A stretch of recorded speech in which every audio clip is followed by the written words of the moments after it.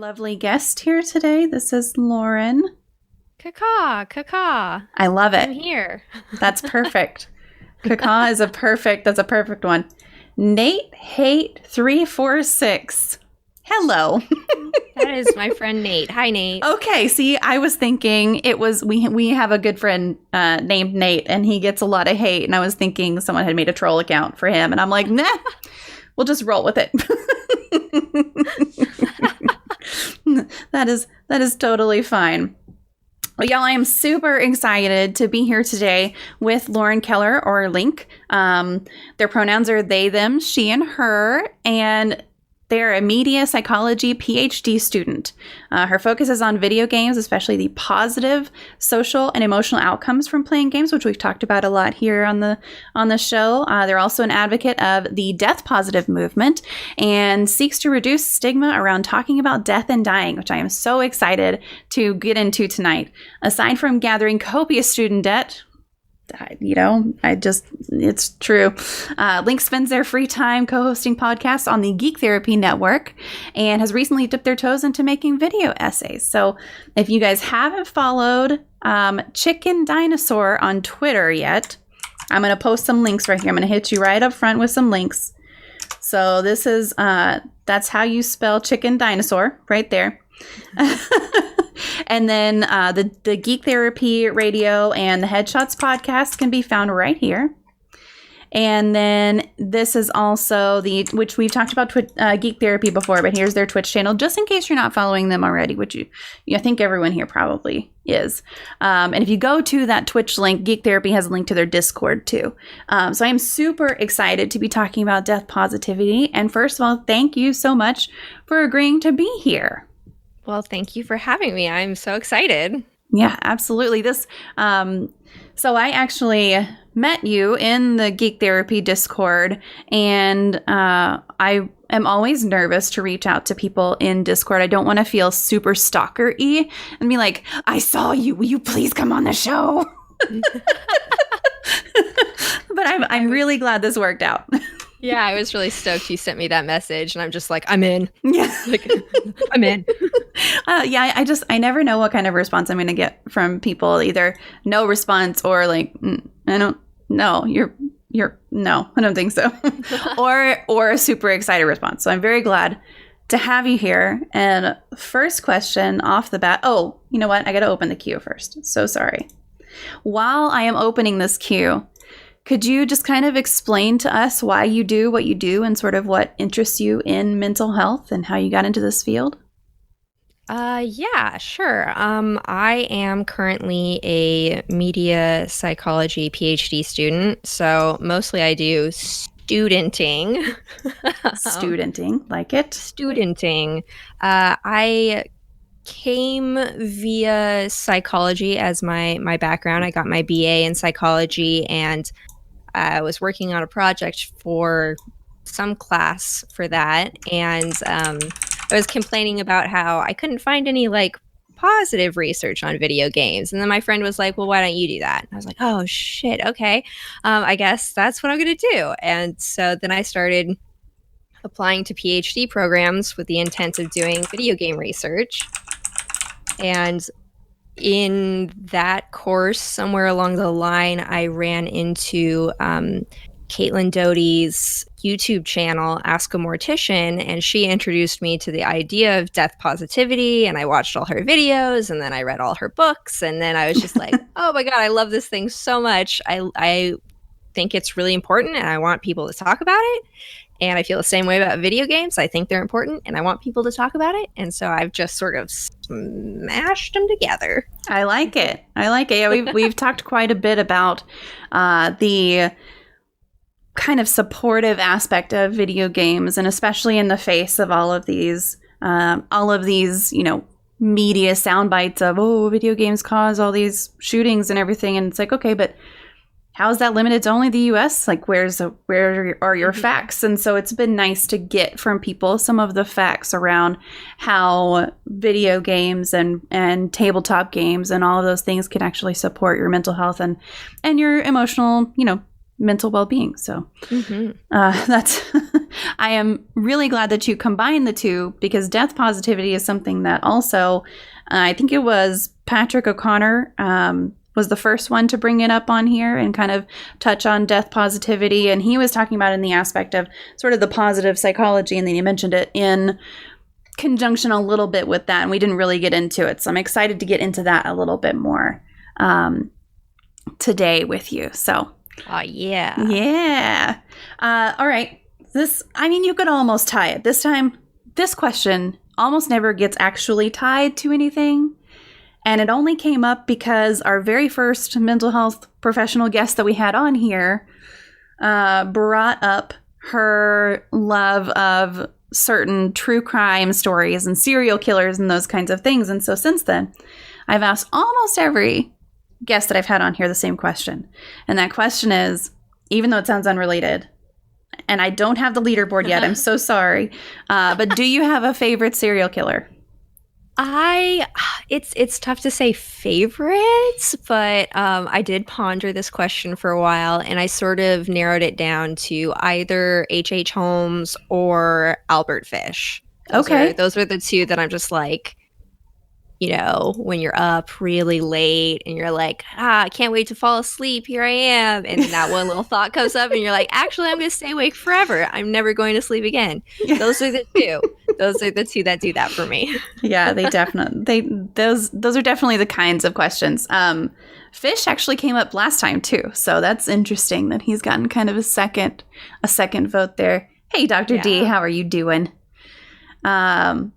All right. So do you watch just true crime in general, or are these just some of the things that maybe they've come up in your studies, or?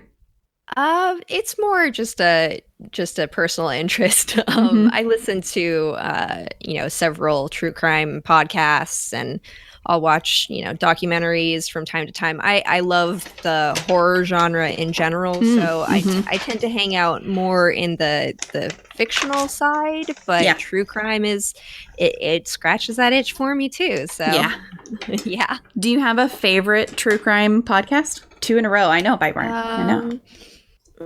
I think, or fictional crime podcast. That's fine too.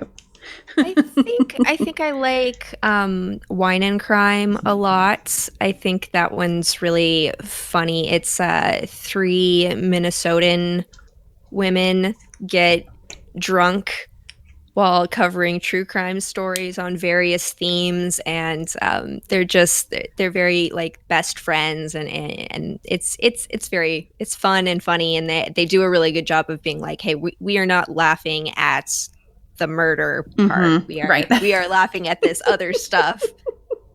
We're just interested in the murder part, and we want to talk about it. And I'm like, heck yeah, me too. Well, I could get down with the wine part of that for sure. And that sounds like a really fun idea, just drinking some wine and getting a little bit sauced and talking about crime. I think that's fantastic. And I wrote it down also. Yeah. So I'll look it up later. I have my little book of things that I write down, and my reading list since I started doing this has grown, and my podcast list has grown quite a bit. I bet. Minnesota rocks. Yeah, Dr. Dias is from Minnesota. So there you go. All right. So can you loosely define death positivity for us?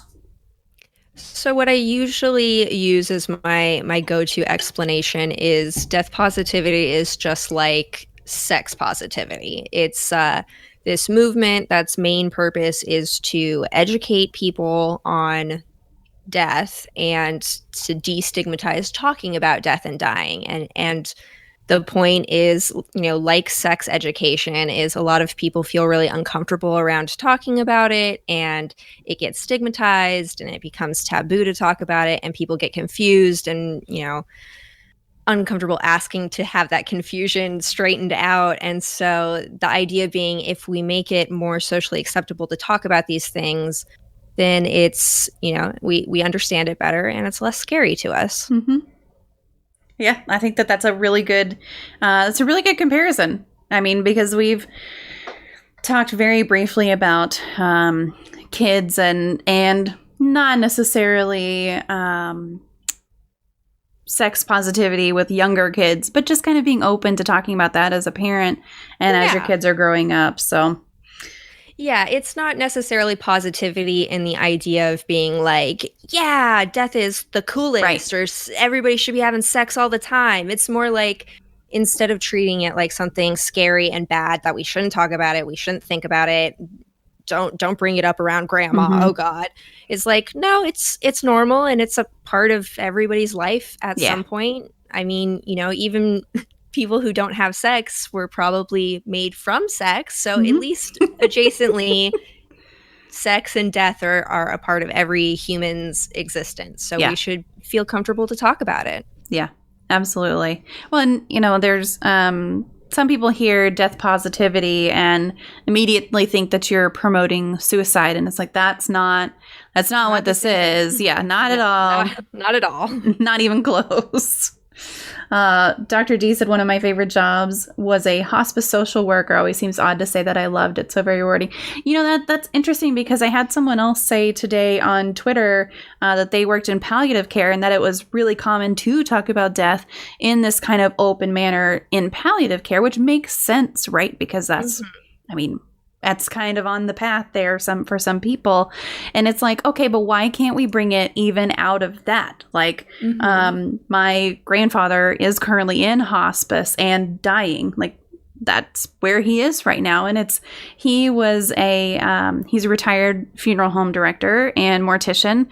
And we grew up around that kind of thing. So it was normal. But now that he is the one dying, it's like my whole family has just stopped talking about it. And it's like, why are y'all making this so weird? I mean, he's helped so many people through so many things, and he's seen so many things related. Yes, road trips with bodies in the back, yo, come on. Like those things, we grew up with those being totally normal, and it was fine. And it's like, now no one wants to ask, when exactly is he going to die? No one wants to talk about, well, Grandpa, what do you want at the end of your life? And those kinds of things. It's bizarre to me. The show 6 Feet Under comes to mind. I haven't seen that. Yeah. Is that a good one? What's that about? It's an HBO show about a family funeral home, and sort of similar to what you're describing. The father of the house dies, and everybody is like, well, how do we do this now without this person who's been like the tent pole of our entire family? Yeah. And also run this business. And then, they get into various drama because it's an HBO show. But I haven't watched all of it. I've only seen a couple of episodes here and there, but I hear it's really good. Yeah. People really like that. I'm going to have to find somebody's HBO I probably shouldn't say that. To trade. So are there kind of detriments to just not talking about death until someone dies, and then just dealing with it on an as needed kind of this hush hush basis like it commonly is now? Are there downsides to that? I think that the biggest downside to avoiding talking about death and dying is that when a death happens, you have this entire additional thing to deal with.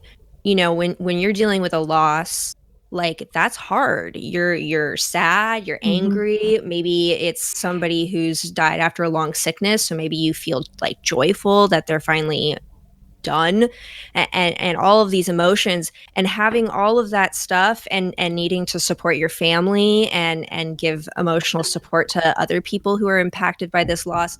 And then on top of all of that, being like, oh, hey, you have to guess what Grandpa wanted done with his body. You have to figure out how to find the $6,000 for this funeral arrangement because that's what the funeral director says you need. You have to, and it's all these things that, especially when you get more into the like medical care side, there's so many questions that you may be very suddenly put in this position of having to make a lot of decisions about this person you presumably care deeply for and is now either dying or dead. And the strain of having to make those kinds of decisions on top of the totally normal experience of grief can be devastating to people individually, but it can also break apart entire families. I have seen it where an important figurehead in the family dies, and they were basically like the person who kept everybody together. And when they died, everything fell apart. Nobody knew what needed to happen. Everybody had different ideas of what grandma would have wanted and all of this stuff. And it's like, there wasn't any way to ask her. She was already gone. Yeah. And so it's just this big question. A lot of people will end up feeling really guilty. Like no matter what they end up doing, they'll feel guilty because they're like, well, what if I didn't do what they wanted? And those kinds of feelings. Or, maybe like because I had to do that, it impacted my own ability to grieve. And so now I'm like more fucked up about grief in general. And so anytime it comes up, I'm like really like shy about it or whatever. Like all of these things can happen because we're so avoidant of it in the first place that when it becomes a thing, and it's unavoidable, it will happen in your lifetime. And if not, like if by some lucky stance you don't experience loss, well, eventually you will die and your family is going to experience your loss. And so don't you want them to know what you want and not give them that extra burden of, having to decide what to do with your body and what kind of memorial to have and all of those things. It really relieves that kind of burden on your family members. I also think just in general, death is such an integral part of life that if you avoid death, you are cutting off a part of living your life. And that can be really isolating and unhealthy in the long term, because at some point you're going to have to face it. Yeah. No kidding. By Mark said, for the record, donate anything that can help, cremate or whatever. The rest I'm not using anymore. Then throw a party. That's interesting, by Mark, because I've heard a lot of people say, I want you to throw a big party. Like have an open bar and just let everybody drink and, throw a slideshow up there if you have to or if you want to or whatever, but just get together and have a party. That's all I want. And we kind of like you have a wake and a funeral traditionally around here, and it's sort of, afterwards you go to the church and everybody brings something to eat, and that can turn into sort of a party. But I think that the sentiment behind just communicating that wish of I want it to be a party really alleviates let's all dress in black and be really somber and not share any fun stories until the after part is already done. And you can totally avoid that. For someone like Bite Mark, who is saying throw a party, that's my sister, by the way. I would feel totally comfortable skipping the wake and just being like, no, let's just get together and have a party. It's not, just throw my body in the trash. I ain't using it. Frank Reynolds, Always Sunny in Philadelphia. Yeah. Well, and I've said before, find a way to bury. I don't want to be in a box. Just find a way to bury me somewhere. I don't. If that means cremating and spreading my ashes, fine. But I don't want to be just in a box, because my body is of no use to anyone or anything that way. And it's like you can put a headstone somewhere. You can plant a tree. Whatever you need to do. Just. There's different ways of doing it. But if I don't communicate that to someone, then no one's going to know that. And they're going to put me in a traditional box. And whether my consciousness continues or not, everyone has different views on that, and that's fine. Whether my consciousness continues or not, if I have communicated that to no one, then no one knows. And if my consciousness does continue, then I know, oh, shit, I should have said something. Oops. Right. I should have left a post. Yeah, right. Yeah. When I'm gone, you can tell all the stories you've been sworn to secrecy on. Ooh, those are the fun ones. That's true. Oh, you better screenshot that and save it. I need to. Everyone. Yes. I'm going to start off the day with that. Slay says, throw my ashes over a lake. See, there you go. Yeah. See, and Oh. stuff like that is really cool because everybody has sort of different things that are special to them. Like you're talking about, you don't want to be in a box, and I know for me, I don't want to be embalmed. I think embalming is gross and bad, and I would not like to participate in that at all. Skip me. But then there are things like, traditional cremation, and there's aqua cremation, which is a more carbon footprint friendly way of getting ashes, basically. And then there's all sorts of cool natural burial things that are starting to pick up again, which when you think of like historically of humans existing, natural burial is pretty much the number one way throughout history. Is like, you died and it's like there's dirt here and we're gonna put you in it, and it's going to be great, and it's going to help the environment, and everybody's going to be happy, and we're going to get drunk, and it's going to be great. Yes. But yeah, it's like those kinds of things, when you're thinking about what you want done to your own future corpse, like as uncomfortable as that can be to sort of think about, there is something sort of very intimate and personal about like what you want to happen to this flesh container when you're done with it. And so it's like saying that to your friends, and I don't know if Nate is still in the chat, but I have had conversations with him where I'll be like, what do you want done with your future corpse? And I love popping that on people because, sometimes there's the like, ha ha ha joke, like, oh, shoot me out of a cannon into space, and then like change the subject as fast as you can.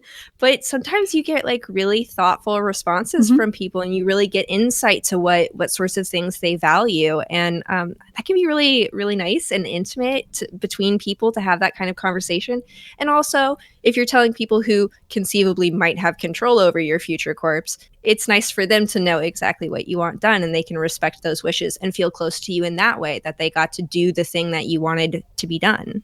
Yeah, absolutely. That's a good point about the connection to your loved one who has died. Like that does provide a connection, knowing that you've honored kind of their wishes. Level 3 gaming, welcome, by the way, says burn me, please. All right. Super important to discuss healthcare directives with your family, 18 plus, everyone. Yes, absolutely. When I went to Australia, it was the first time I had put together a will and a medical directive and all that stuff. And I realized at that point, so that was in 2014, I realized at that point I hadn't talked to anybody about any of that. And so I put it in writing, and I communicated it to my husband, and I communicated it to my dad, because, they're like the two most likely to be doing anything with my body, I guess. Yeah. And then whenever my great grandfather died, we went up to Oklahoma, which is where he lived and where he died. And the subject came up again, just sitting around learning penny and dime tricks, which was really fun, and playing cards, and then talking about what we wanted to have done after we died. It was a really good conversation, but it's like, I wish that wasn't just limited to those kinds of settings. By Mark said, embalming is dumb and bad for the environment.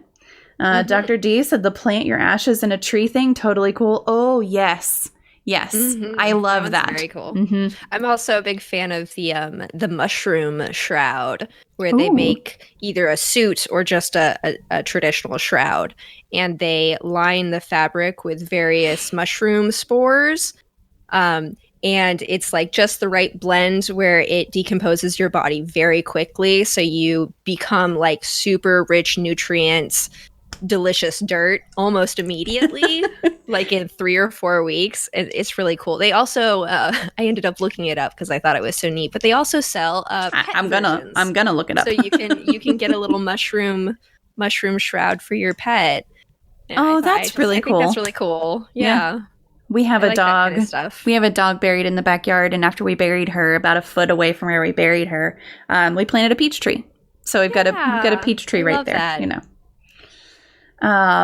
Vimark said, I always thought it'd be kind of cool to have my body donated to a body farm, but I know the logistics of that would be pretty complicated. It's actually, I know how to get that done for you. So there's I think it's UT. My best friend's mom was donated to a body farm, and then they cremate at the end and send the remains. So we can talk about that later, and I can connect you with whoever it is she set it up with. Nate Haight is still here. Slay said, my biggest fear is my desires not being respected. I think that's fair.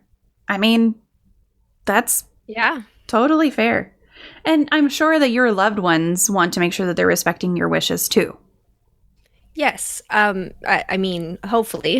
Yeah. I hope that you have a supportive family in that way. Yes. But I do know that there are, especially like trans people having to deal with needing to make sure you have people outside your direct family who actually have legal control over you after you've died if you want all of your wishes to be followed. I know that there are lots of cases where people get misgendered after death, which is really messed up, and stuff like that, where their wishes aren't respected in the way that they should be. And so it's one of those things that, I mean, obviously I would like to don't worry about it, everything will work out great, but the truth is we got to think about this stuff. And if you want things to go a certain way, you can't prepare for everything, but this is one of the ways that you can prepare. And it'll help you feel better, and it'll help people around you feel better because they'll know what you want. Yeah, take the guesswork out of it, kind of. Yeah, that's great. Exactly. I'll tell you what I don't want. I don't want people forced to walk past my open casket because they move it to the entrance before they let anyone leave, so you can't get out without walking past. Oh no. I understand that. I know exactly what you're talking about, where you're coming from. Dr. D said, can I get that mushroom suit with psychedelics? Because then I can take my friends and family on one more hopefully great trip. That sounds fantastic. I love it. That's awesome. You should trademark that. Yeah, no kidding. That's you'd have to come up with a catchy name for it. Final Trip or something. That was great. Something. So how could someone avoid being seen as morbid if they talk about death in the concept of this kind of death positive movement? Because right now, if you bring up death, at work or with friends or something else, you can be seen as really morbid. And to the extent where sometimes people might even say, are you suicidal? And it's like, no, that's not. It's not what this is. Yeah, that's a tough one because I don't know that I have an answer. I mean, I haven't had very many people call me morbid to my face, but I've definitely had people respond uncomfortably to me in conversation. Not necessarily straight up being like, oh, I'm uncomfortable and turning and leaving or anything. But like I said before, is often humor is the way that we deal with the discomfort of talking about death. Yeah. And so people will just make a little joke and then change the subject to something else. And that's fine. I've found that what I do is just sort of, let the joke go and then circle back around and just sort of gently keep reminding the person that this is something that you want to have a conversation about and that you think it's important to have that conversation. You are going to get resistance.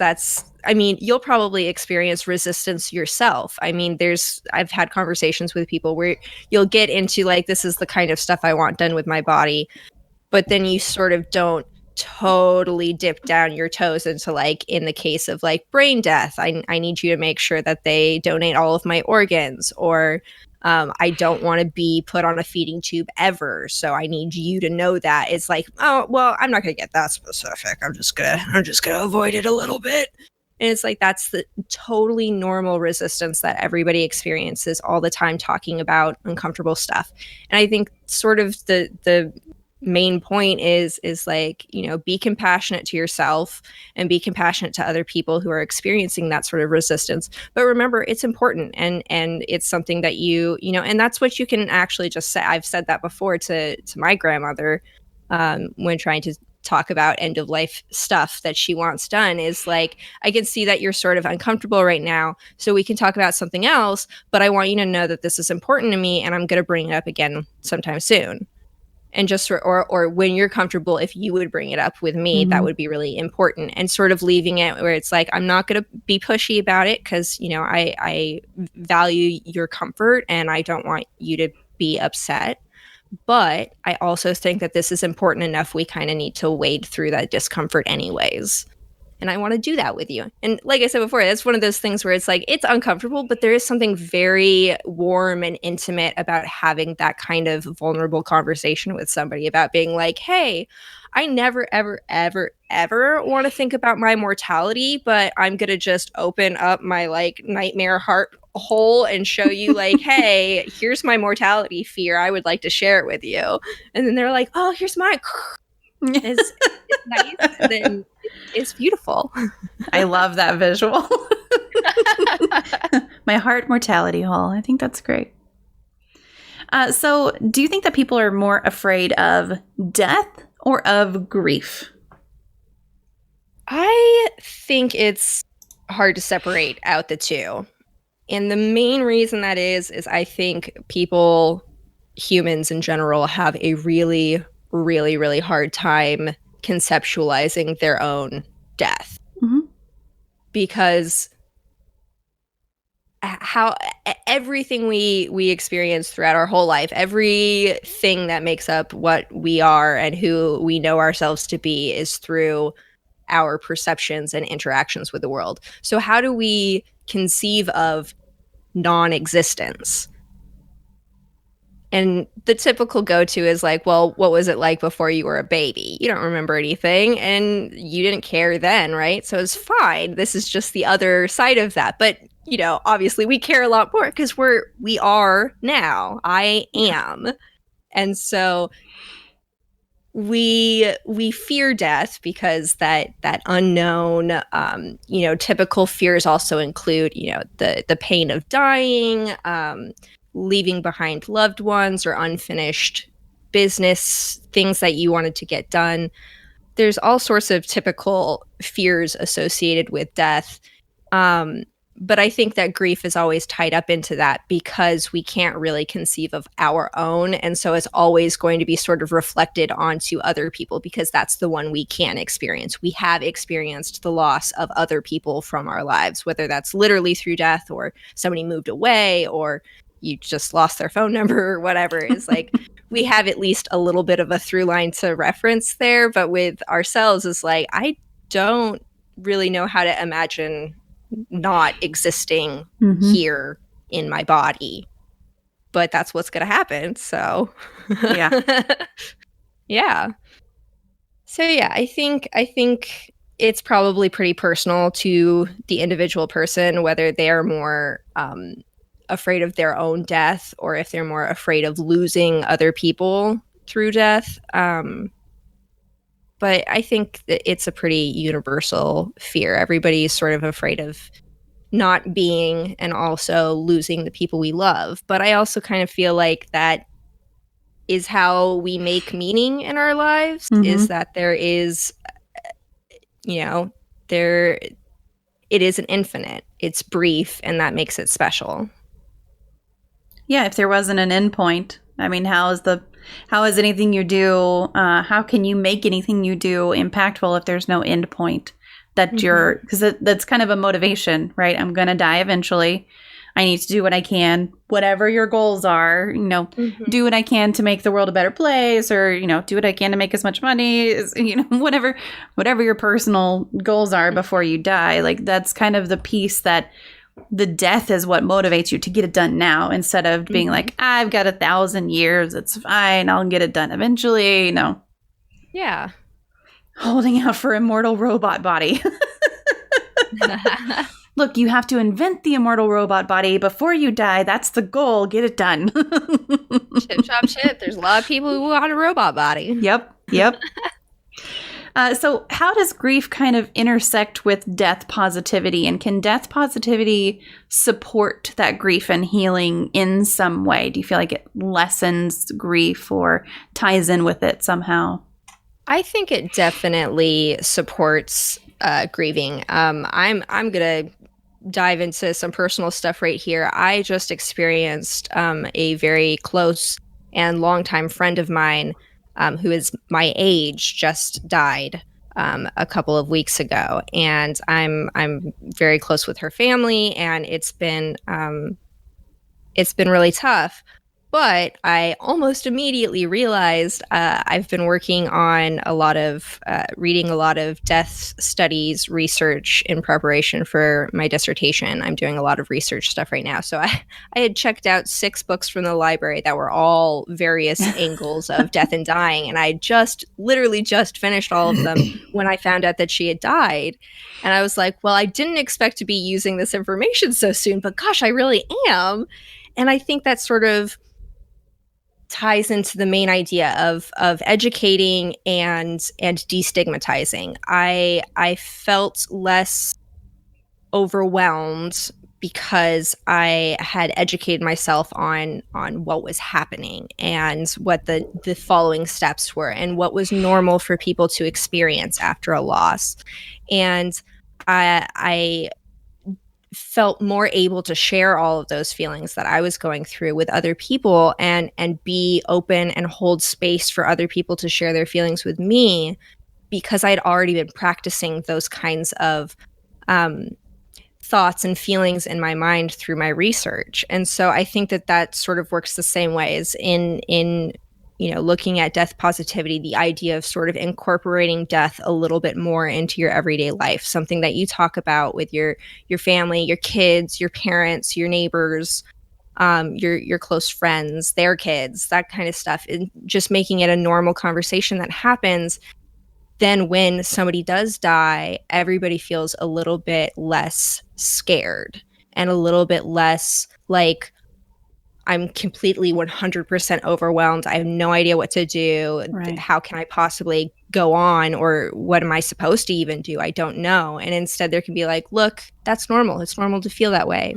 And you're not alone. And here's, a simple step that you can take care of right now. Or, here's somebody to contact that that they're going to have your back to take care of that for you. And you don't even have to worry about it.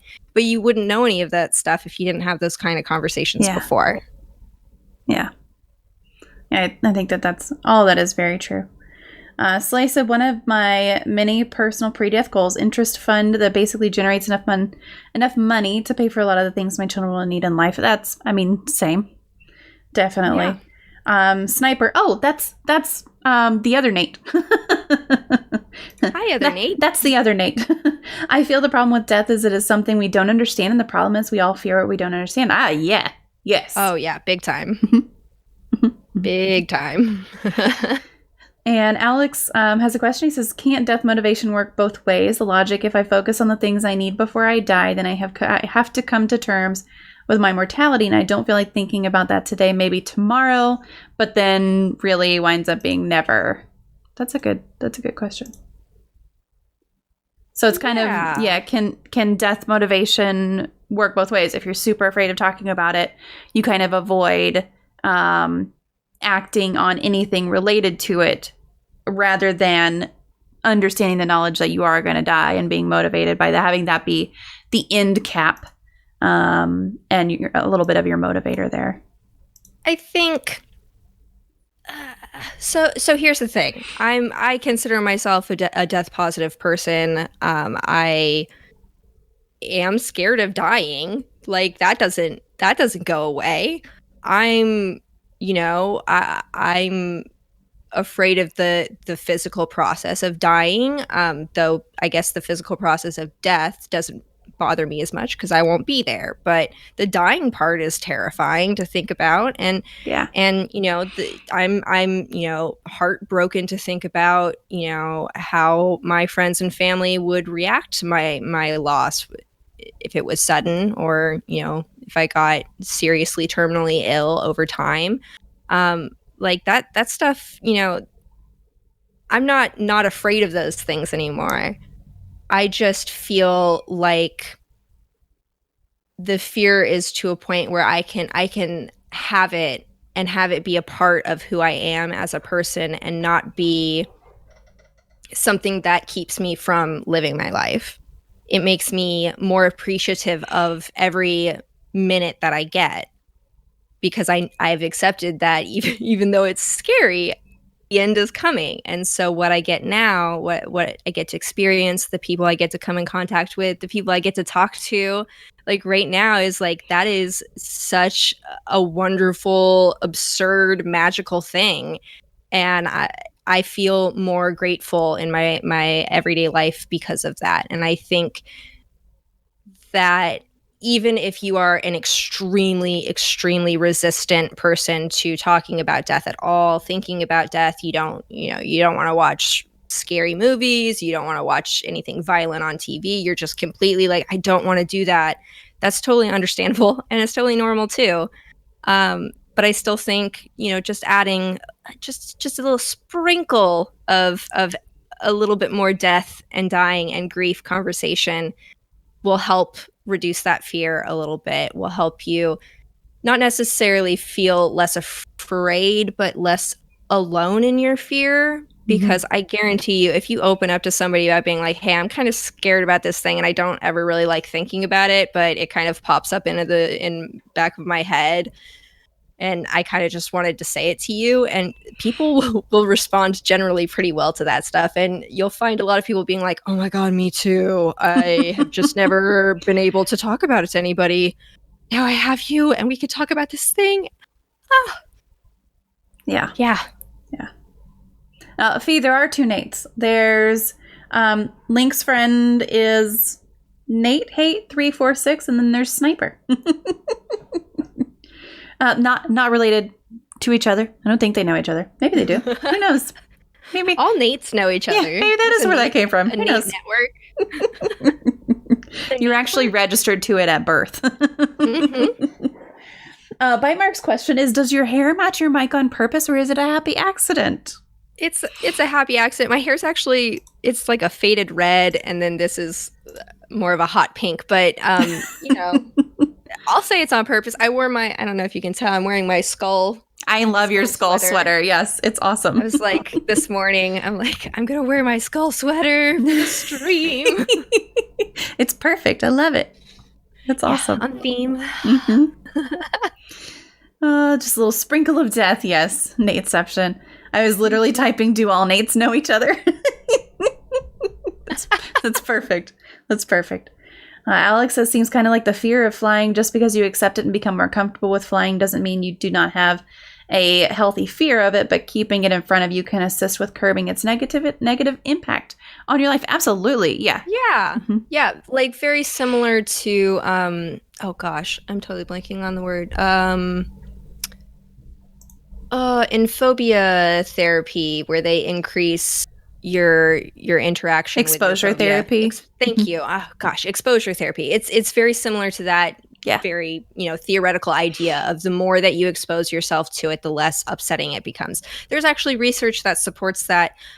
People have done studies of people's like levels of fear of death over the lifespan, and there is sort of like a hump in young adulthood from like 18 to like 25, 30, where like people are really, really scared of death.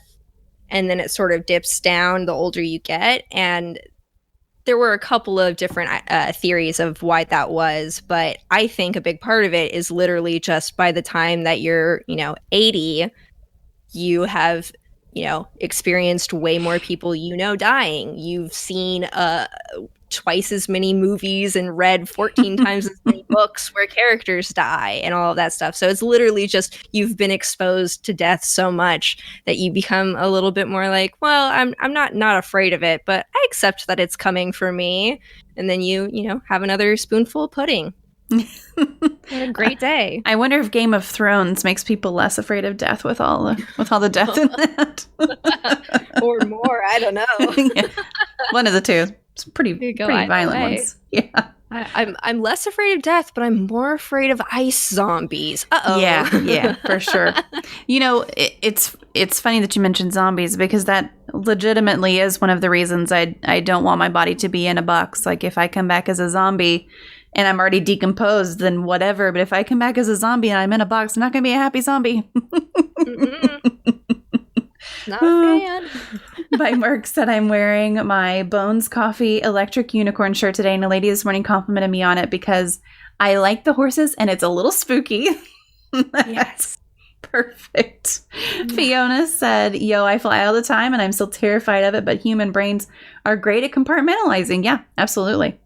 So I am not a super religious person, but I was raised religious and I do still consider myself Christian. I just don't go to church anymore because some of the churchy things really piss me off. But every time I fly at takeoff, I say the Lord's Prayer. And every time we're landing, I also say the Lord's Prayer. And I'm like, I'm just covering my bases here. and I do wind up having to fly quite a bit. So you're not the only one, Fee. You are not the only one. Nate, all right, so Sniper said, I think the hardest part of death is wondering why. Every time we always ask why, but unfortunately we don't get an answer in most cases right away. I spent over a year asking why my mom passed, but I am just now understanding that my mom's passing brought me and my father together. See, I like it. I like it. Alex said, and in your profession, it is more like roller coasters, right? You don't enjoy thinking about what it would be like if the roller coaster failed, but you intentionally place yourself on the ride because you enjoy it. Huh. That's interesting. Bite said, to be fair, I feel like ice zombies would be a better fear to have than death since you're less likely to actually encounter that fear. True. Solid point. Yes, that is a good point. Fee said, when I die, I want to do the tree pod thing, so I turn into a tree. Fee, were you here when she was talking about the mushroom shroud? Because that sounds really cool, too. That's how you get haunted forests. Hey, you know what? Sometimes forests just need to be haunted. It's fine. That sounds great. Yeah, it's totally fine. So what are some simple things someone can do to become more death positive in their everyday life? I would say, bring up death and dying and grief whenever those things come up in your life. Don't, if you're like, maybe I shouldn't talk about it right now, sort of like push yourself to do it anyways. And, obviously the best thing that you can do is prepare a death plan and let several people in your family know where that death plan is, and that they have access to each other so that they can keep in contact in the case of your untimely death. I say that having not completed my death plan. I have verbally talked about it, but I have not actually written it out. So, like I said before, everybody still experiences resistance. So even though I'm talking a big game, I'm still, I'm still, sort of like working up to like actually writing it on papers and getting it signed by witnesses and stuff is like, okay, I'm maybe not quite there yet. Maybe next week. We'll see. Yeah. I mean, and that's totally fair. And, the only reason I wrote anything down is because I was going to Australia. And like I said, I have a little bit of a fear of flying. And I'm like, this is a really long flight. And I guess that provides, although not really, but more opportunity for things to go wrong. And I'll be in another country. And what happens if I get hit by a car in another country? And so at that point, I was a really solid point is that if you're traveling out of the country, that is something that, you should communicate with your family and friends about, because what if your body is, what if you do die in a different place? There are extremely specific rules about corpse management that varies, even between states within the US, but definitely between different countries. And so it's one of those things where it's like, if you're traveling to a place where your typical death plan of being buried naturally without embalming won't be able to be met because you'll be far enough away that international law requires you to be embalmed in order to travel. And so it's like, okay, are you willing to compromise on the embalming, or are you willing to compromise on being buried specifically here? Or do you want to be cremated instead of embalming? And those kinds of conversations are pretty important to have, especially, like I said, if you're traveling, because you get a lot of weird rules that nobody knows about until all of a sudden you have to make a decision and it's 3 a.m. because they're in a different time zone and you just found out that somebody died. It was like, oh God. So Yes. Yeah. Yeah. There Absolutely. are lots of opportunities to be all like, this could be a time where I express to people important to me my wishes and values as to what happens to this old future corpse. Mm-hmm. Future corpse. I love it. Yeah, I love that. I love that phrase. It's great. That's great. Yes, the mushroom shroud fee. So, can you explain the mushroom shroud one more time for us? It's a shroud. It's either comes in like a suit shape or just a typical shroud, a long sheet that you wrap around the body, but it is woven with various mushroom spores. And when you bury the body in the shroud, I think they say, just like 2 or 3 feet deep. So not super deep, because you still need aeration for the mushrooms to grow, but the mushrooms will decompose the body very quickly within just a couple of weeks. And so you get almost immediately turned back into the environment completely. You are feeding animals, you are, your gases are making the trees happy. It's great. I love that. I think that's really awesome. I think it's really cool too.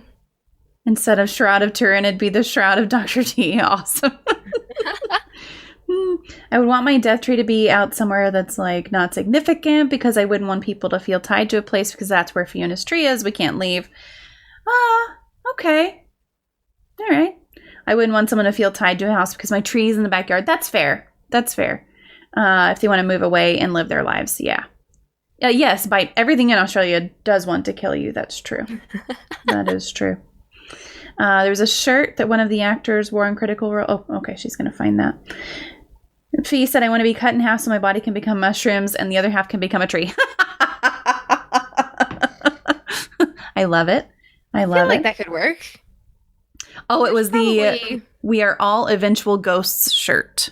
Oh, that's a good shirt. That's a good shirt. I like that. Yeah. Australian fun fact. Former Australian Prime Minister Bob Hawke set a world record for chugging 2.5 pints of beer in 11 seconds. He later said the record was his reason for political success. Okay. The things we learn here. All right. Do you have an opinion on assisted suicide? Yes, I do. I think that, I guess I am pro assisted suicide, but it is a really, really complicated topic. And I guess a more honest answer would be yes, but, or no, and, but, yeah, it's, that one's a tough one because it gets wrapped up in legality a lot. Yeah. Because it comes down to who is responsible for making those kinds of decisions.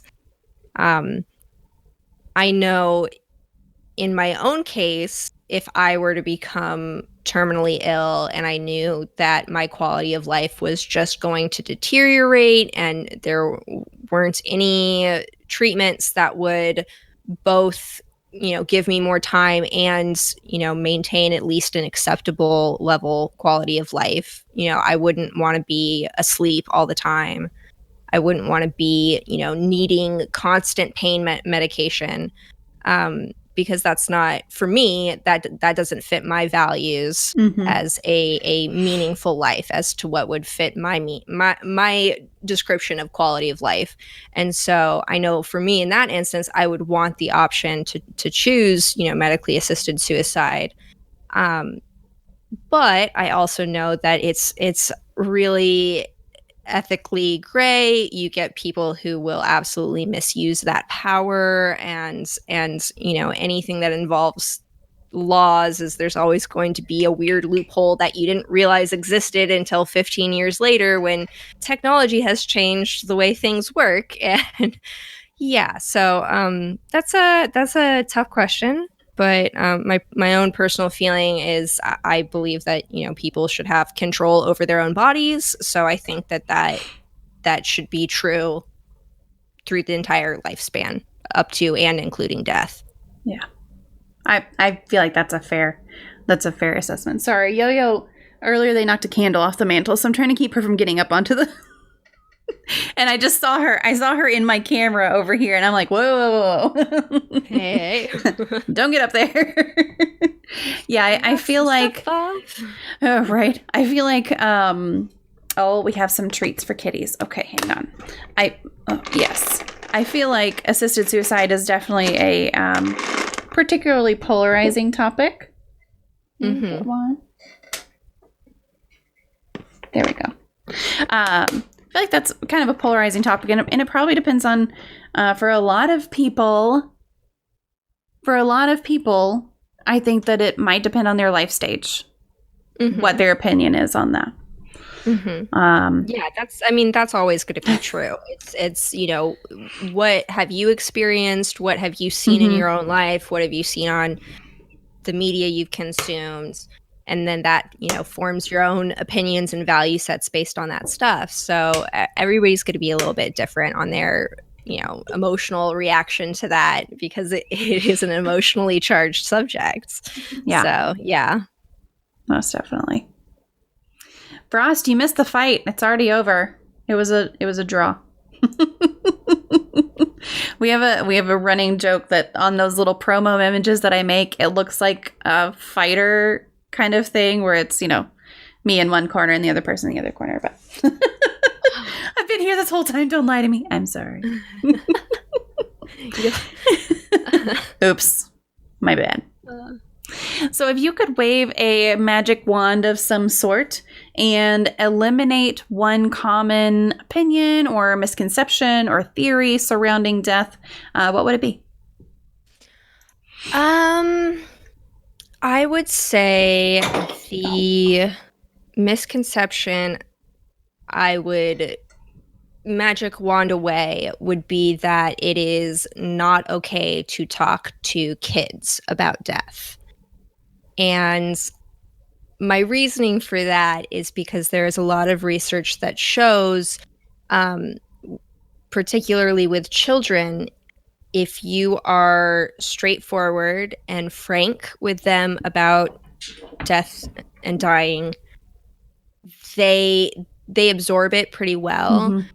But if you hide it from them, that's not just a blank hole that they don't know anything about. They learn from that stuff. They pick up, they pick up every time parents are like, oh, we don't talk about that, or the voices get hushed, or, body language changes when the topic comes up. And they pick up on all of that. And basically they're learning, like, this is a terrible thing and we shouldn't talk about it. And if I have questions about it, it's going to make people upset if I ask the questions. So I can't ask any questions. Well, that's not the end of it. Their brain will fill in the gaps that they don't understand, and they will make up what, fits their child logic as to what is happening, and that can really fuck them up long term. Yeah, that can cause like lifelong issues of dealing with anxiety and attachment issues and all sorts of things, all because people are like, well, I don't want to talk about this sad scary thing with the kid, I want to protect them, so I'm not going to talk about it with them at all. But that ends up totally backfiring. So my feeling is like, obviously kids have different abilities as they develop. You're going to have a different kind of conversation about death with a 5-year-old than you would with a 9-year-old or a 16-year-old. But you should still be having those conversations. The same way as when we talked about in the beginning about sex positivity is, with a 5-year-old, you'd be talking about body parts. You'd be answering questions about what body parts are. And then as they get a little bit older, you start scaffolding off of that.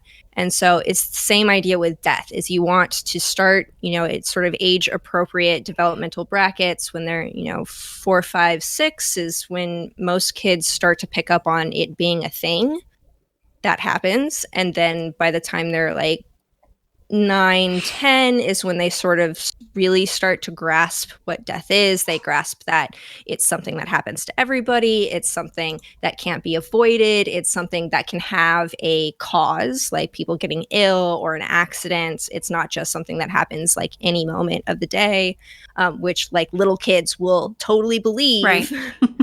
Oh, that's the big one is the language we use around talking about death is very euphemistic.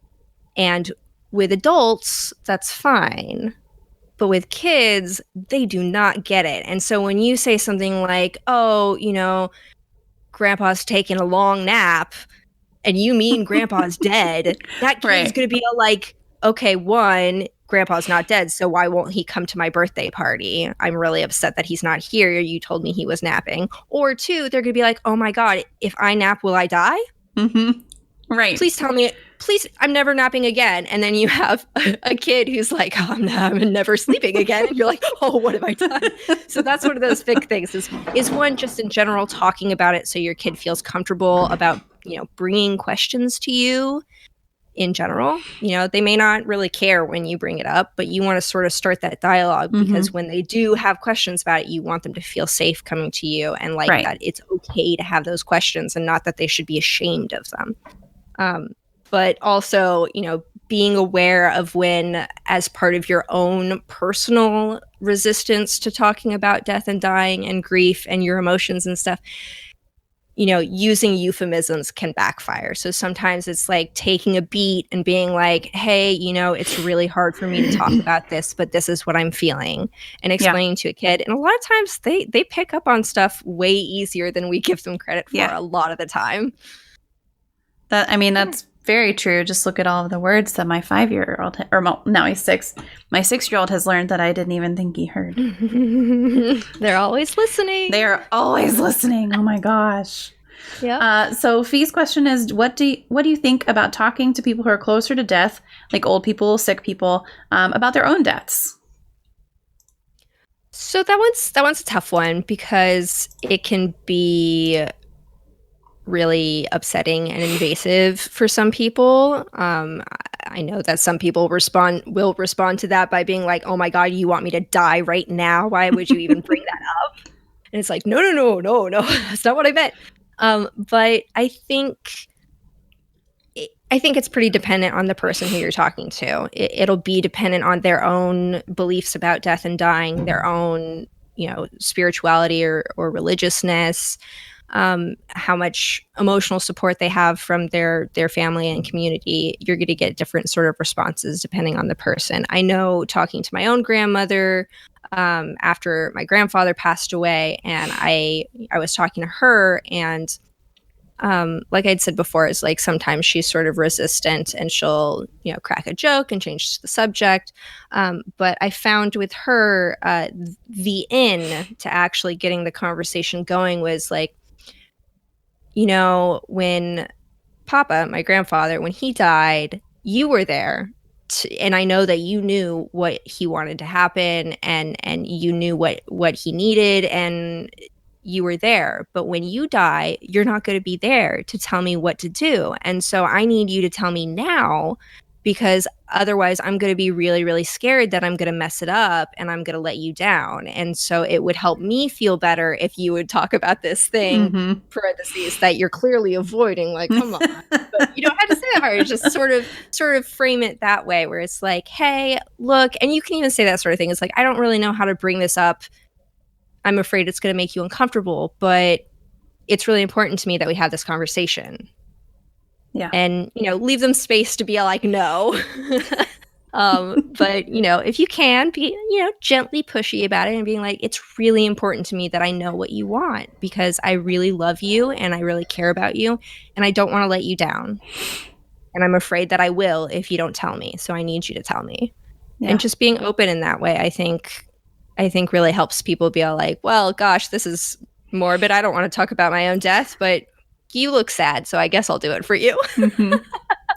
Well, and kind of, I feel like phrasing it in a way where it's like you're doing me a favor by communicating your wishes to me.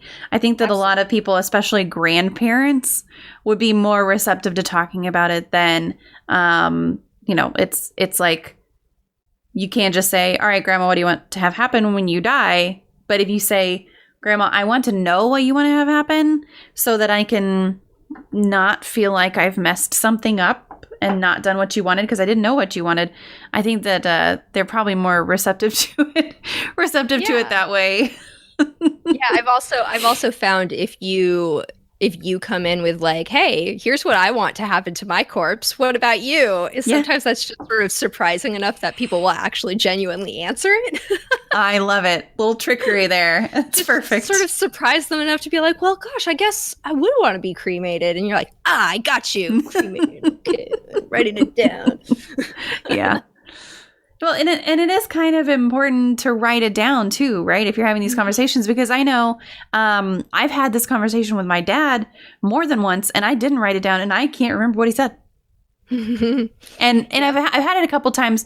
Once because I was going to Australia and I was communicating my wishes, and it did. He was just like, "Oh, well, now that you're talking about it, this is what have happened to me." And I wrote mine down, but I don't know that he wrote his down. He may have put it in all of their paperwork, but and then again when my great grandfather died, 3 years ago. I don't remember when that was. But when great grandpa died, we were all sitting around and we were talking about it again. And I know that he said it again, but I didn't write it down, so I don't remember. So we're going to have to have another conversation with him where I'm like, speak into the phone. Siri, make a note. Yeah.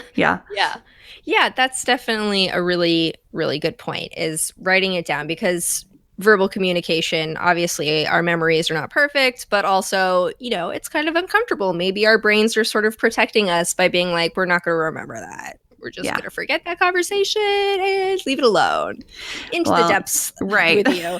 Right. So having it written down, and like I said before, having it in a location that other people know about. Mm-hmm. Because it's not going to do anybody any good if you've stashed your death plan binder in the back of your closet and they don't find it until 3 months after you've died, because now they're cleaning out the closet, and then they discovered that they did everything wrong, and their grief is made 1,000 times worse because now they feel super guilty on top of that. Yes, so having a location where stuff is, not just your death plan as to what you want to happen to your body and what kind of post-death services you want, but also any ongoing things that you pay for. Like I know people on here are Twitch subscribers.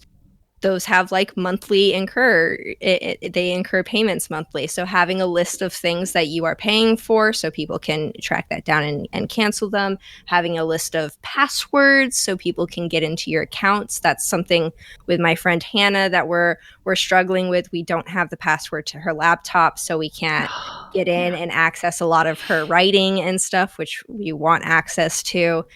And so stuff like that. Is having a location where that information can be found, and having not just one person who knows about that, having ideally several different people in your life. So like a direct family member, a close friend, maybe somebody you've worked with for a long time who is like very organized, like have them be the person who has everybody else's phone number. So when they get the word that you've died, they know exactly who to call, so that everybody knows, instead of doing the dance of like, well, did you tell Steve? Is like, no, I told Dave. Well, does Dave have Steve's number? I don't think Dave and Steve have ever met. They're brothers. They live together. It's fine. And sort of that kind of stuff is like, you don't want to have to figure out the logistics of making sure you're not leaving out somebody by telling them, this life-changing news. You don't want to feel bad. It's like, oh, I totally forgot to call you, and then you had to hear from, a stranger at the Kmart or something. It's like, okay, you want people who are going to be able to handle that kind of stuff, and you want a couple of people, because obviously you don't know when you're going to die, so you want to make sure that there's backup in case one of them dies before you. Yeah. Yep. Well, something I learned recently is that LastPass, which I wasn't using before and now I'm using, but I still haven't figured it all out yet. But LastPass, which helps you remember passwords, and if you ever need to change all your passwords, it's like a click of a button to change them all. They apparently have a feature where if you die, you can give all your passwords to a designated person through LastPass. So that's just another thing like to include, because I only know about that because Bytemark mentioned it when I said, oh, I need to update all my passwords in my will, because my will has a list of accounts and passwords and everything. And I'm like, I've changed a lot since I made that in 2014. I probably ought to update that. And she said, wait, you don't use a password manager. And first of all, that was apparently a problem. And now I do. but now I have cool. that. I didn't know LastPass had that functionality. That's really good. That's one of those things I think about a lot of the time is, we spend so much time online and there's so much digital stuff that is ours. And it's like after our death, what happens to it and who has access to it and who can control it. And that kind of stuff is like, it's very interesting. You can sort of, see when software has not thought about that at all, where they're like, they've avoided the thought of death so much that they're like, oh, we have nothing in place for that. It's like, oops. Yeah, we should probably fix that. Yeah. Okay, so Bite Mark, I'm gonna get to your question in just a second. You don't have to use a password manager. They help a lot with keeping your passwords unique. Look, when I said I didn't use one, you were like, what? Or that's how it felt. That's how it felt on my end. More of do this for me now, so I can not worry about about in the future, rather than hey, you're gonna die soon, right? What do you want to do about that? Yes. I mean, if you're talking to somebody who's got a really silly sense of humor, like go for it. I've definitely done that one.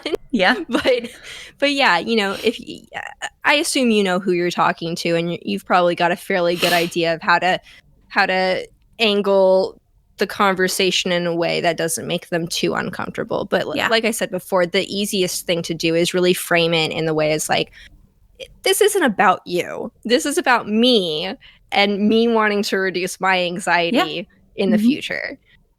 Absolutely. And I think that framework makes it a lot easier for people to deal with that. Yeah. So Bite Mark's question is, how do I work up the courage to talk to my kid about an upcoming death? She's experienced loss before, but I selfishly worry about the impact her response will have on me. And I think that's a perfectly fair fear. Yeah. Also.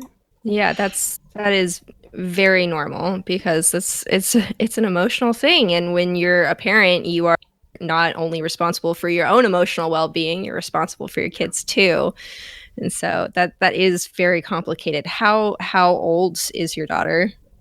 She's well, I guess I better not answer that in case she doesn't want to share. Oh yeah. Okay. I can tell you, but I'll wait for her to say. Okay, yeah, that's smart. It's sort of dependent on 13. There you go. Okay, so 13 is a pretty solid age to start talking about this stuff.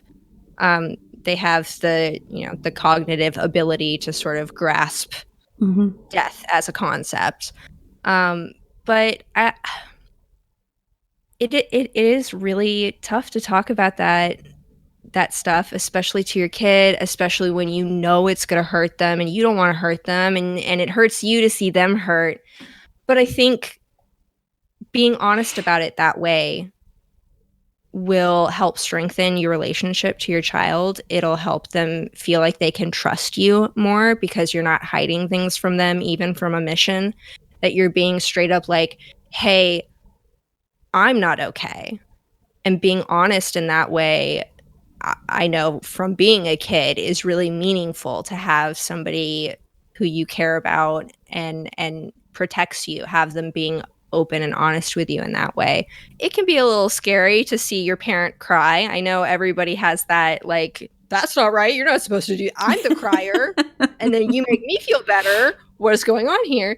But I think, again, it's one of those things where if you're open and honest about it, it really strengthens that bond between you because that vulnerability is so genuine. And with a 13-year-old, I think, starting with that kind of conversation is like, hey, I want to talk to you about something important. I've been avoiding this conversation with you because I don't want to hurt you. And I know that this is a painful conversation. And also it hurts me to see you hurt. And so that's why I've been avoiding it. And saying stuff like that sort of shows them, especially as they become teenagers, the idea of like taking into consideration other people's feelings and responses is part of how we make decisions. And so sometimes we make bad decisions because we're being, more about our own feelings, or we make bad decisions because we're being more about somebody else's feelings instead of our own feelings. And sort of using grief and death talk as a bigger life talk of like,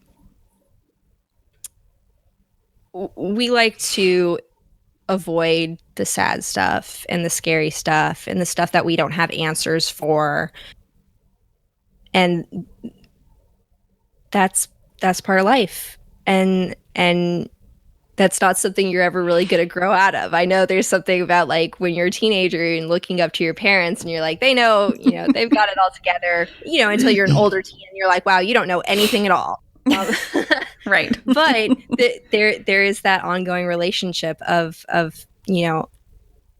sharing that kind of stuff is throughout your whole life. It's not just when you're a little baby. It's not just when you're a teenager. It's not just when you're an adult with adult parents. It's the whole experience. And being open about being scared to talk about something is really powerful.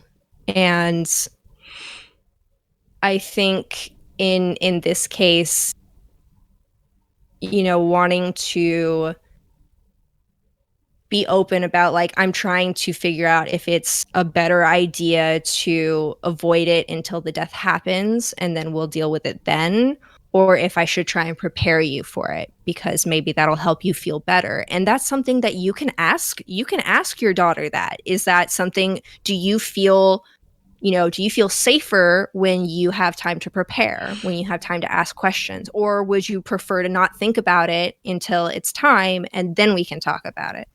Because people are different. And some people are like, I need you to go over every single detail of what's happening right now. Otherwise, I'm going to freak out about it. And then there are people who are like, if you tell me a detail, I'm going to lose it. So I'm going to need you to just know details, just the loose figure form, no details.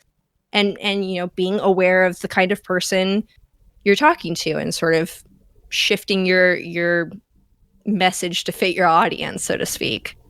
Yeah. Alex said also, no matter how she reacts initially, she will constantly look back at it, and what she will remember more than what you told her is how you were when you told her, and that can make her stronger in many ways. Yeah. Yes, that's another big aspect as far as kids go, is kids will learn what is acceptable reactions from your behaviors. And so if you completely shut down, don't talk about it, don't address it, ignore it, they're going to think that that's the normal way to handle it. And as they grow up, hopefully they'll figure out pretty soon that it's like, okay, there are other ways to handle this. That's not the only option. But, some people will live their whole lives being like upset and angry and scared and all bundled up inside and like, well, I'm never allowed to talk about these feelings because that's taboo. That's not allowed. Mm-hmm. People won't like me if I bring it up. And it's like, no. You got to let some of it out. Yeah. Yeah, that's definitely a really good point, is less so what her reaction to it. It's going to be, she'll see your reaction to it. And so being honest with yourself and being honest with her is like long-term the best thing you can do for anybody.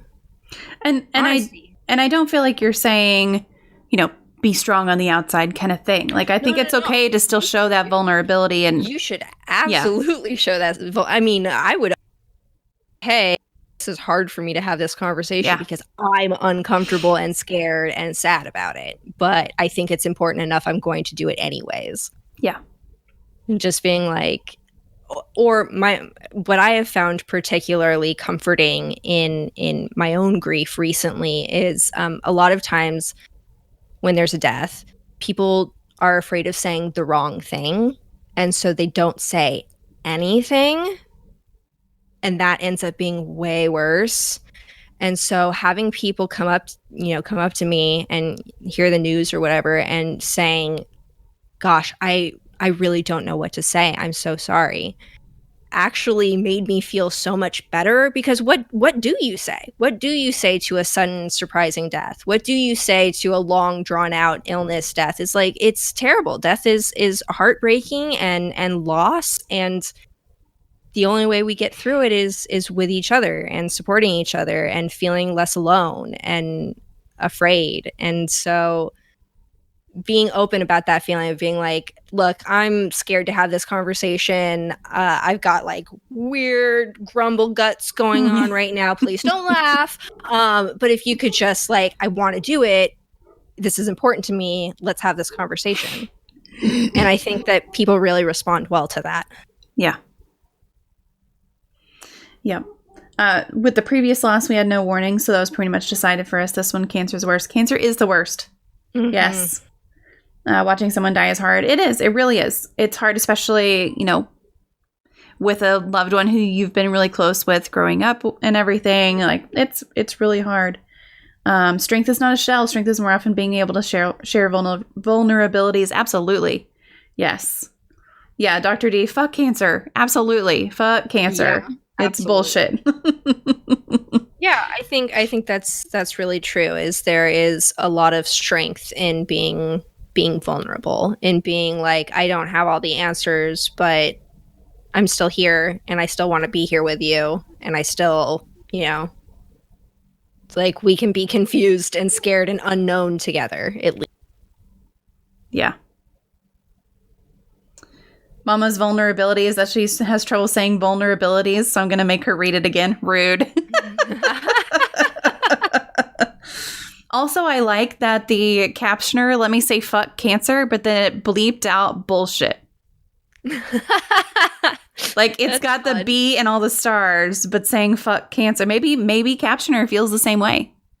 You know what? I like it. Captioner's like, fuck cancer is its own phrase. And yeah. Right. We're fine with that. That's always okay. Cancer is, in my opinion, one of the hardest things a family or group can face. Yes, the captioner is anti-cancer. I like it. Also, I will just go back to something that Alex said, because you mentioned that you couldn't get into your friend's laptop. He is a tech guru, and he's also my brother-in-law, so like I actually know him. But he said he can help you with getting into the laptop if you just need to retrieve files. You can create an Ubuntu boot up thumb drive as if you're going to install Ubuntu, whatever that is. And during the install process, it asks if you want to retain the files. Ask a nerdy friend for help with this. But I've used this a few times for completely legit reasons. So if you have questions about that or can't find someone to help, we've got some tech savvy people on it, so it's okay. But you know, I mean, that's sort of the thing is there's not any real rush on it. Right. Yep. Yeah. So you mentioned that you haven't quite put everything into writing. I've been kind of considering putting a more robust death blueprint. Like I said, I have the things in my will and related paperwork, but I haven't really done it yet. Is there a resource that you would go to kind of get a good example of that, of a kind of personal death blueprint? So typically what I would say is, typically what I would say is Google searching your, you know, your state or your country, and then like advanced directive or will or both, and have that be sort of your start, because it is very different depending on where you live. That's true. But I also, one of the books I read recently, which one was that one? That one was Advice for Future Corpses. I love it.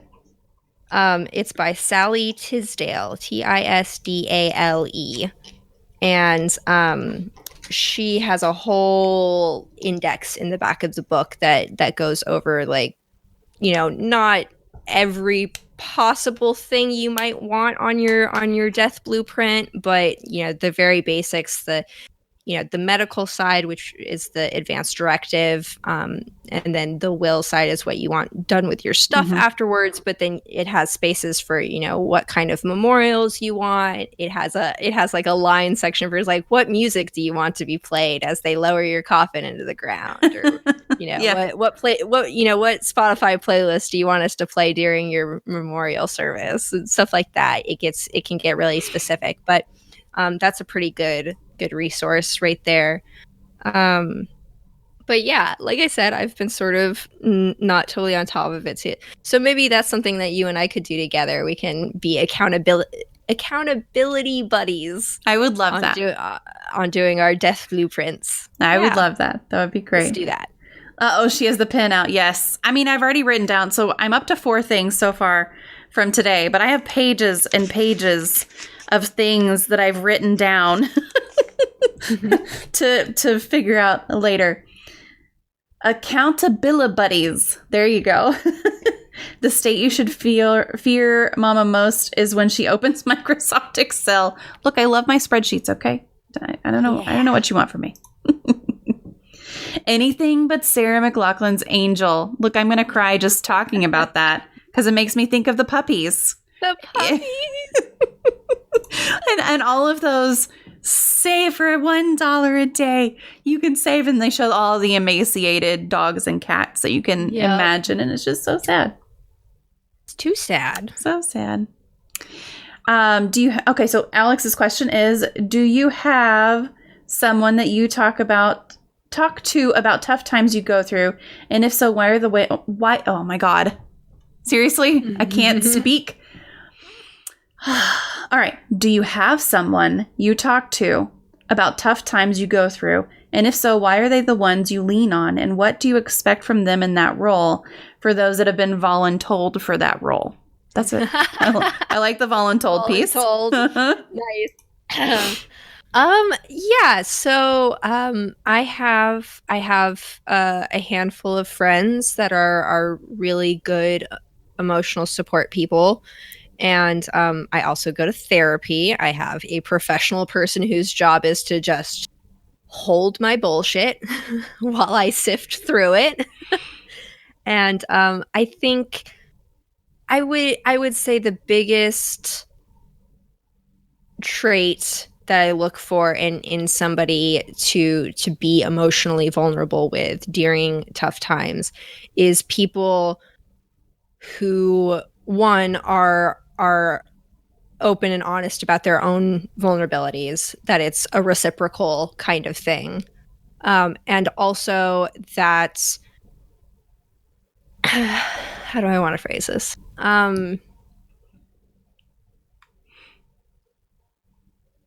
Also people who are, I guess, okay with dealing with discomfort and are okay with dealing with not having answers to things, and just sort of being like, I guess the easiest way to describe that is people who are okay and comfortable saying, I don't know. And I find that to be really comforting personally, because I'm an anxious person. So I spend a lot of time going over like, what if this, what if that, what if this, and having somebody sort of reflect that back to me with like, oh, it's sometimes like extremely calming and makes me feel safe. And it's like, it's okay that we don't have answers sometimes. That's all right. And I'm not alone in that. And that feels really good. Yeah. I think that's anytime you find someone who's willing to say, I don't know, instead of just trying to make something up, I feel like that is more truth than someone who just always has an answer. Yeah. Quite a bit. Rick roll the shit out of my funeral goers. I love it. A whole bunch of times, at least 4 or 5, enough that it stops being funny, then it becomes funny again. All right, so by Mark, what I'm hearing is, I'm not going to put you in a coffin for everyone to walk by at the end of the service, but I'm going to have a coffin filled with copies of the movie Up so that they realize that we are never going to give you up. We never gave you up until you died.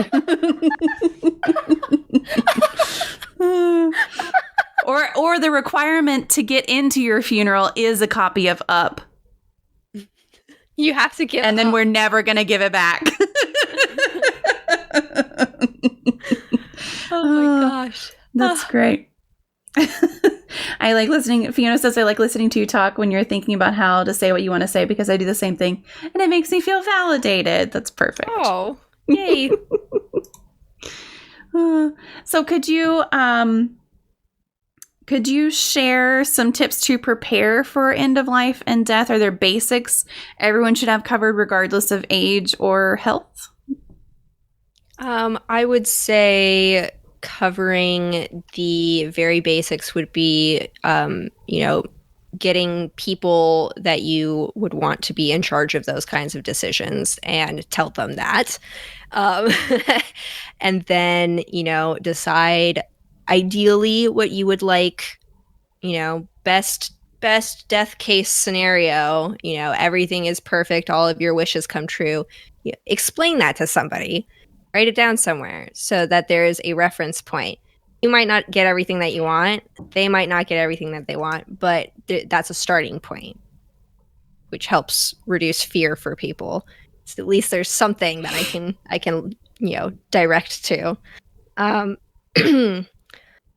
I would also say figuring out for in the case of like advanced directive medical wise, in the case of like if you're in a terrible accident and there's brain death or organ donation, feeding tubes, resuscitation, all of that stuff is hopefully something that you will spend some time thinking about yourself as to what would be acceptable for you. And then again, expressing that to somebody else and writing it down. That is one of those things that is really uncomfortable to think about because we don't like to think about like that high level of trauma to our bodies. But it is something that's really important because typically you will find in a medical framework, doctors will push towards more life-saving treatments. Mm-hmm. They're not necessarily a good quality of life. So a lot of times people will be like, keep me alive as long as possible. But then when you actually find out what the process is of feeding tubes, people will be like, actually, I'm changing my mind. I would like to be kept alive as long as possible until a feeding tube is on the table. And then I don't want to do a feeding tube.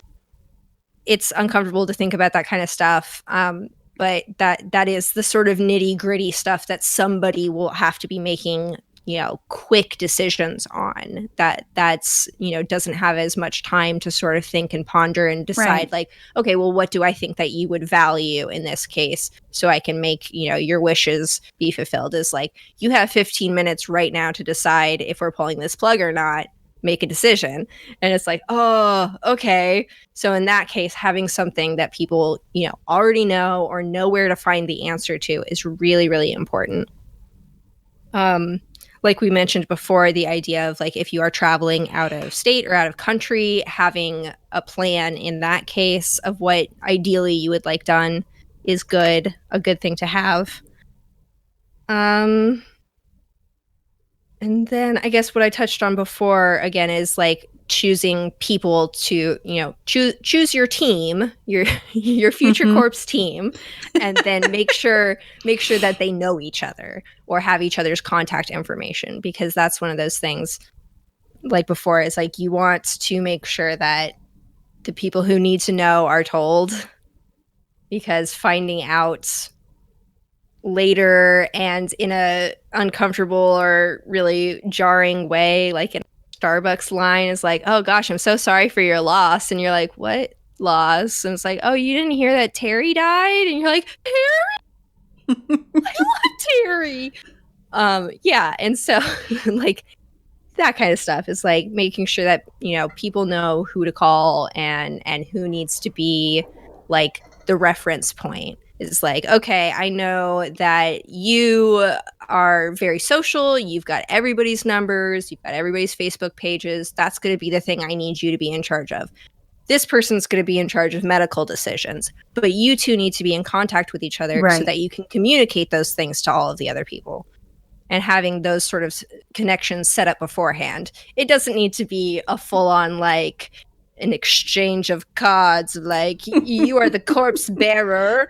But it can be like, send out an email to your family and important friends, and just have an email be like, look, here's what I want. Here's what's important to me. I know this is awkward. Sorry, I'm sending this in an email, but I didn't want you to forget. I want there to be a written proof of it.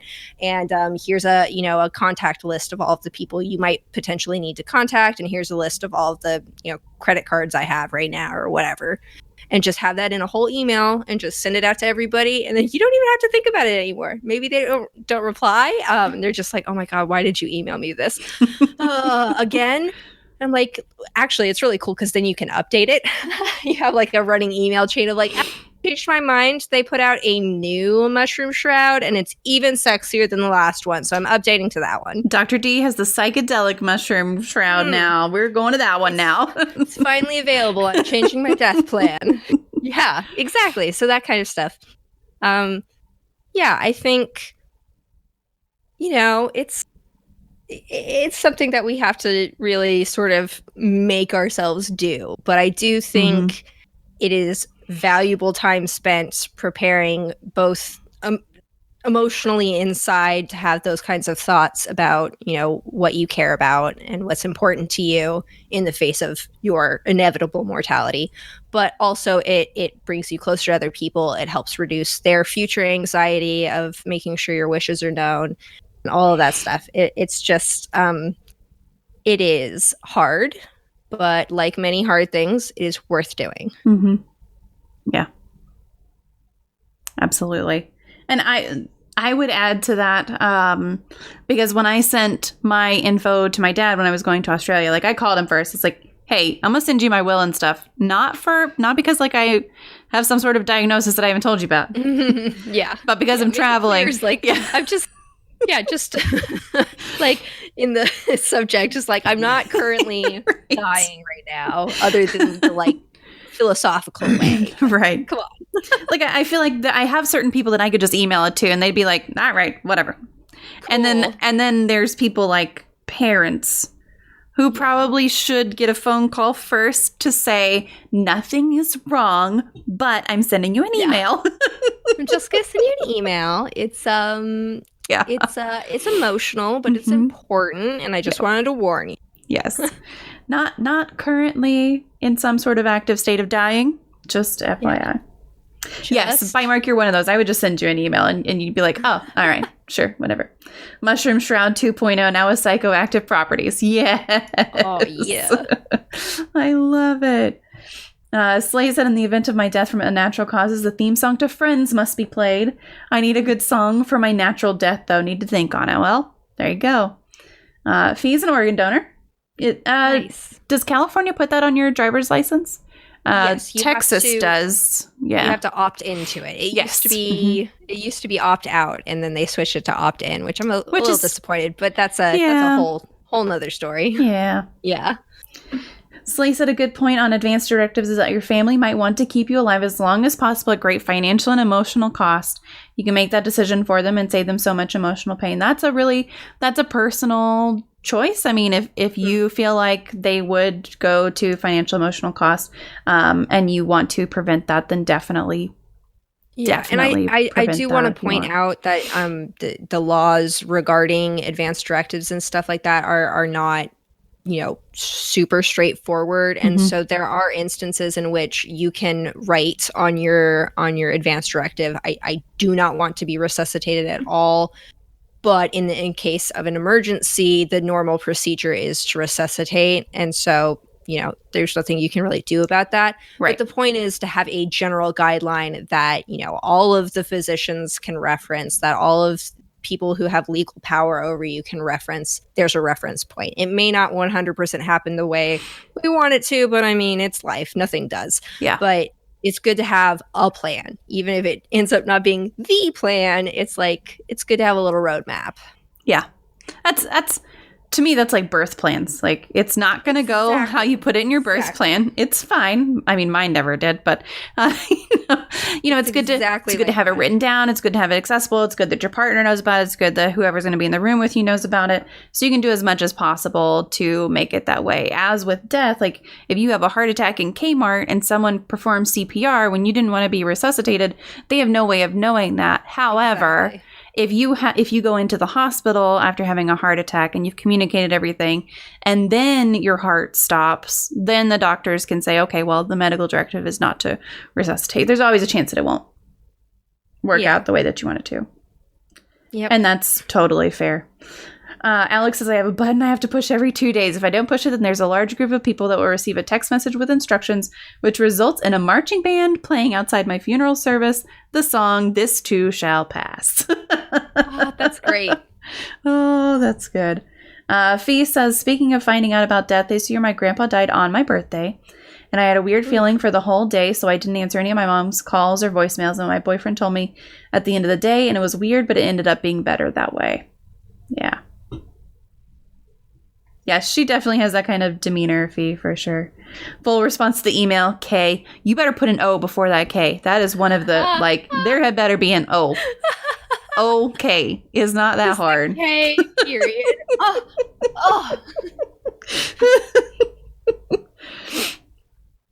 There's a guy that's serving a life sentence, and they revived him from temp death? What is temp death? Temporary death? Despite his DNR, so now he's trying to make the legal case that he's already served his life sentence because he died. I read that. Oh, yeah, that's wild. Yeah. That's like the Game of Thrones Jon Snow being like, I died. You can't keep me here now. Yep. True. Maybe that's what they'll call the law, the Jon Snow law. Yeah, there you go. A court in Iowa found that a murderer who was revived is either still alive, in which case he must remain in prison, or he is actually dead, in which case this appeal is moot. Wow. That's special. So is there an overall well-being strategy, either related to death positivity or not related to death positivity, that you would recommend to anyone? Anyone with or without any sort of underlying anything, just generally speaking? If you have the resources to go to therapy, I recommend it. There's always a chance you get a bad therapist or a therapist that you personally don't get along with. Therapists are people. There are always going to be people you don't mesh with. That's fine. But if you have the resources to go and spend time looking for somebody you really get along with, that is such an important relationship to have support that's just based like on you and not a wider social group between your family and friends and partners and pets and children and all that stuff. It's just about you. And that is a very valuable thing to have. Additionally, I try and practice mindfulness as much as I can. I think for me, it fits in well with the idea of death positivity because, the idea being by sort of talking about the inevitable death that's coming, I can just sort of put it out there and it's there, and then I can move on to something else instead of it being a constant underlying anxiety is, yeah. I just sort of trailed off there, but yeah, it's just, That is okay. Well, and I meant to say this earlier, but I really liked what you said about a therapist being the one who holds your bullshit while you sort through it. I think that is my favorite way that anyone has described therapy ever. I think of like, when you're at like a big dinner and you'll have like a big bowl of mashed potatoes or salad or whatever, and you hold the bowl for the person next to you to serve themselves. It's kind of like that. Sometimes you need somebody to hold that bowl for you while you do the thing that you need to do. It's right. Like I need a bowl holder. Mm-hmm. I love it. That's perfect. And then if you could change one thing about the mental health field or people's views of mental health professionals and educators, what would it be? Oh gosh, I mean, I just wish that we could have more conversations like this all the time. Like, I really appreciate what you're doing. It's just making it a part of your weekly schedule to have conversations about mental health and well-being, and that that's just great, man. Like, it's totally normalizing. It makes it like this is a part of life. Death is a part of life, and when we include it in our holistic experience, it makes that experience more meaningful and more empowering and more valuable. And I think that that's what people want generally. Yeah. And sometimes you just need somebody else to be all like, hey, I know you're not going to bring up talking about death. I'm going to bring it up, and we're going to have this conversation, and it's going to be amazing, and you're going to think about it for like the next 3 weeks, and it's going to be great. Yeah. Yeah. Well, as long as there are people willing to come on here and talk to me, I will continue talking. Yeah. I mean, that's sort of it, right? It's like we just got to keep talking, keep engaging about it, because this is it. This is life. Yep, it is. Yeah. Well, I will open up the floor to any other questions. If the community has any other Q&A that they want to ask here of our guests today, and then while they are doing that, I will just give you the floor for anything you want to promote or say, or anything you feel like we didn't talk about that you want to talk about in more detail. I'll just kind of open it up while we wait and see if anybody has any more questions. Well, I mentioned Caitlin Doty earlier. She has the Ask a Mortician YouTube page. She's also one of the founders of the Order of the Good Death, which is a nonprofit organization working on death positivity, basically. But she has the YouTube show, which is great. Highly recommend that. There's all sorts of like really cool, informative stuff. She started out more focused on talking specifically about typical questions that people have for morticians. What is the process of embalming? What is the process of cremation? That sort of stuff. And then she sort of expanded into like death myths and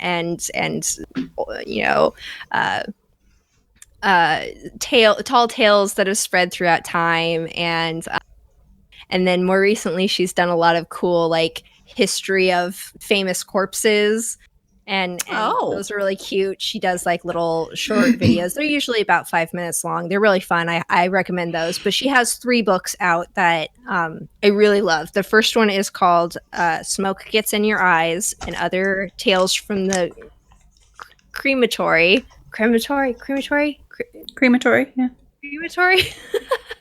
And that one is sort of a more autobiographical story about how she got into being a mortician and everything, and sort of finding the idea of death positivity and that sort of stuff. And then her second book is called From Here to Eternity, and that one is looking at death rituals in a bunch of different cultures, which was really cool. I love that. Yeah, that one's my favorite. It also has some very beautiful drawings inside of the book. There's some good illustrations in there. And then her most recent book that came out a couple months ago is called Will My Cat Eat My Eyeballs? And that one it's basically a book where she has taken questions about death that have come specifically from children. So anywhere from like 5 to 13, 14-year-olds and their questions about death. So, one of the common ones is, will my cat eat my eyeballs? But then there's also stuff where she goes over like theoretically what would happen if you were an astronaut on a spacewalk and you died in space. Like, what would happen to your body then? And those sort of questions, which are really cool. And that one also has some cool illustrations in it. But those 3 are really great. I love those books. I highly recommend them. There's also a video game called A Mortician's Tale, which is loosely based off of Caitlin Doty's first book, the Smoke Gets in Your Eyes. And that is a maybe like a 2.5 hour game where you simulate being a mortician, and you get to perform typical duties of a mortician, and it's really cool. It's a very easy game for anybody to play, and it's got some great music in it too. But yeah, it's a cool one. That sounds really cool. Yeah, I like it. Okay, so we did get another question. So Alex asked, what did you want to be when you were a kid? Oh gosh, a lot of things. I probably a veterinarian. That's what I hung on to for the longest because I love animals. I wanted to be a veterinarian probably until like, I don't know, mid high school, when I realized that becoming a veterinarian is becoming a doctor, but for like a bajillion different types of animals instead of just one animal. And then also you don't get as much respect or pay. And I was like, well, never mind. That sounds awful. Fair. Yeah, I think fair. that was it for a long time. And then when I first started my bachelor's degree, I intended on going into therapy and clinical psychology. But along the way, I got sidetracked by by research, which is now what I really love. And yeah. I would still be a veterinarian if somebody let me. If somebody would let me, yes, absolutely. just let me hang out here. It'll be fine. Mm-hmm. I also wanted to be a veterinarian, and then I found out how much it cost. Yep. So, oops. Never mind. I went to community college instead, and then got a business and marketing degree. Yeah. It's like, yeah, it's fine. Fee said, no joke. When I was a kid, I wanted to be a wine taster. You're in the right place. Wow. Come over. Like I've always offered all of my white wine to you, and the offer still stands.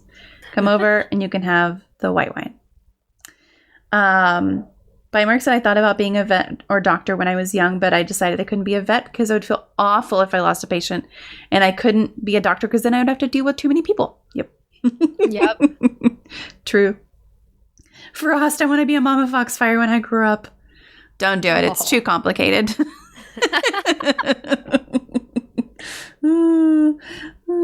Kevin is thinking about being a traveling nurse, so maybe we'll end up in Texas someday, and I will save the white wine. I'm telling you. It's still over there. I just don't drink it. I drink red wine. I just, they still sent it. They stopped sending it now. MommaFoxFire never grew up. Valid. My doctor dream went away when I realized I'd have to see things, horrid things. There you go.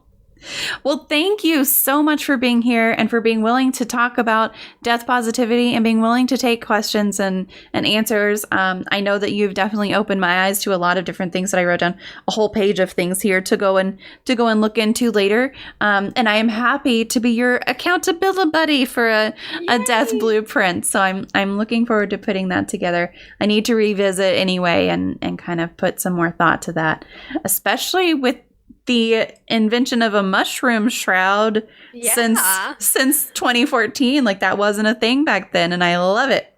It's fantastic. Yeah.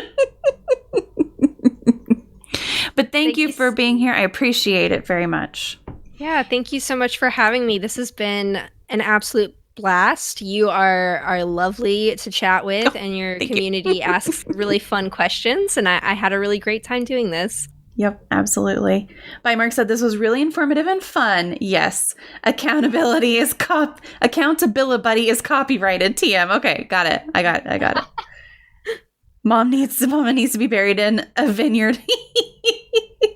I love it. I love it. That's good. That is good. A very complex flavor. A hint of sarcasm, healthy dose of cynicism, along with some blackberry undertones. Fee said, thank you for being here. Frost said, okay, now fight to the death. The winner gets a high five from me personally. Frost, I will fight for you. I will fight for you. I want that high five for sure.